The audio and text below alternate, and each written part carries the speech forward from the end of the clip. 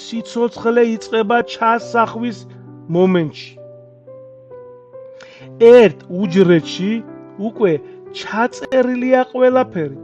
სქესი, თვალის ფერი, ხასიათი, გენეტიკა. ჩვენ უნდა გვახსოვდეს, რომ ადამიანის ცხოვრება იწყება ჩასახვით და გრძელდება მარადისობაში.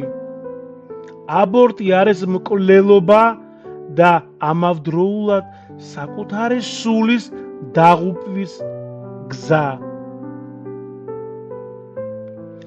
დედა, რომელმაც აბორტი ჩაიდინა, აუცილებლად შეხვდება იმ ქვეყნად თავის შვილს და ვერ გაექცევა კითხვას, დედა, რატომ გამიმეტე?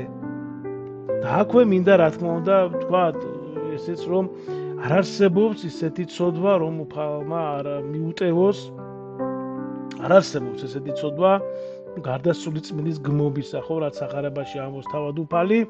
ანუ იმის თქმა გმინდა, რომ სასოწარკვეთილებაში არ უნდა ჩავარდეთ, ვისაც გაგვთვის აბორტი ესე გაკეთებული, აუცილებლად მიდით აღსარებაში ჩააბარეთ, მოინანიეთ გულწრფელად და აღარასოდეს გააკეთოთ ეს საშინელი ცოდვა. ღმერთმა დაგლოცოთ.